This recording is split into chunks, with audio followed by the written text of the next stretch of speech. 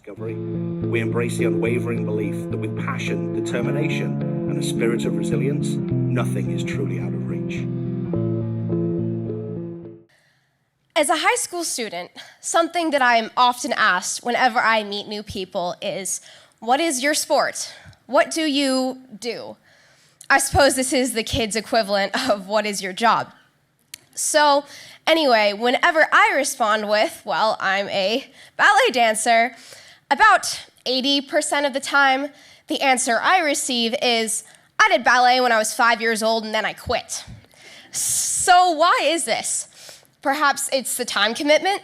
I dance 6 days a week, with on weekdays from anywhere from an hour and a half to 3 hours every day, and then on Saturdays, sometimes I'm at the studio for 7 hours straight.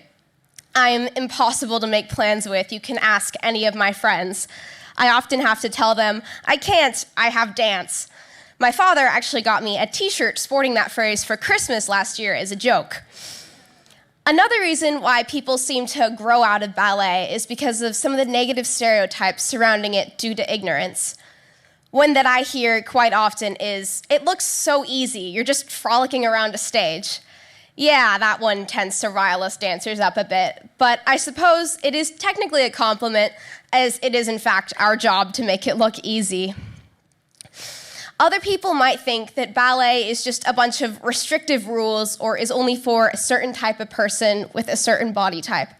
And I can firmly refute all of these claims and even propose a different perspective. Ballet is the most liberating aspect of my life. From the mental and physical effects to the creativity, ballet has come and is going far places from its birth in the courts of France. Ballet is extremely physical. This is why we have to spend so much time in the studio practicing. We are expected to perform extremely physically taxing steps through blisters and chronic injuries, and all with a smile on our faces. Ballet class every day is the perfect break from all of my outside worries, as I have to be 110% present in order to get the most out of the class.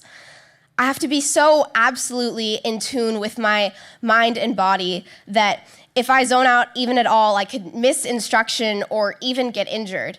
So for those 2 hours of my day, I don't have to worry about anything else and can just be in the class and be present.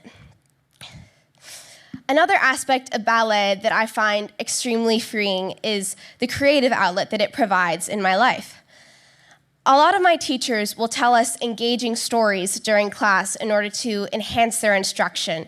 And one of my teachers will actually physically stop the music during the combination and ask us, what is the story? What is going on in your head when you are listening to this music and dancing to it? And so I try to apply that to all of my classes now, and I see a difference in my imagination and creativity. Ballet has also affected my thinking and learning processes. See, every ballet class we receive a multitude of corrections and criticisms from our teachers based on our dancing. And so while this may seem like an oppressive environment to put myself in, especially from such a young age, as I started ballet when I was 3 years old, the teachers are actually just doing their job, and they want to see us advance and get better in the art.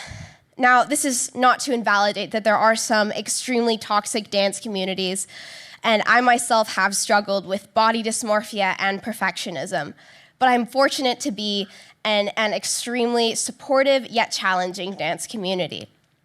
I honestly get excited whenever I get a critique in class because I know that my teachers see potential in me and they know that I will work hard in order to apply that correction and get better at my art.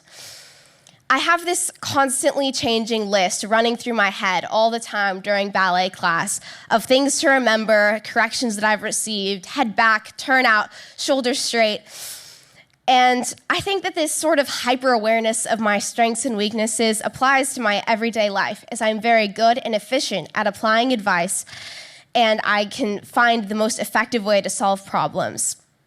Ballet has also taught me discipline, and I'm now not afraid to put in hard work, as I know I will get results in the end.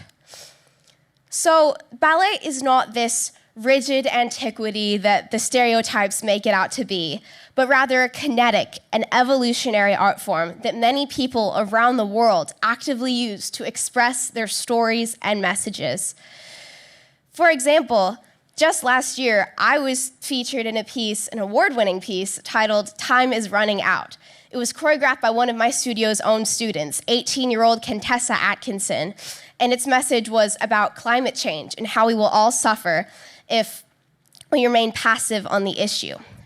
So one of my teachers has this theory that ballet is so innately beautiful and timeless to us as human beings, even without all of the costumes and sets and storylines, because she believes that the lines and shapes that ballet is based around reflect that of the double helix structure of DNA. And so I know that that may seem a bit far-fetched, but there may be something to it, as creatives around the world have recently been latching on to this more simplistic and raw form of ballet. For example, the first of these ballets that was considered to be abstract was Les Sylphides. It debuted in the early 1910s. And so, choreographed by Ballet Russ's Michel Fokine, Les Sylphides is considered to be the first non-narrative ballet. This means that there is no storyline holding it up, but rather it is entirely supported by the dancing itself. So it does portray this poet in the woods choreographing about these sylphs or fairies, but you don't know exactly what he's writing. So I will be performing a variation from this ballet. A variation is the term for a short solo in ballet, by the way, titled Prelude. And I believe that this variation and this ballet truly embody the idea that ballet is a limitless and evolutionary art form, as even 100 years ago, choreographers were using it to break social norms and express themselves through music and dance in their own way. Thank you.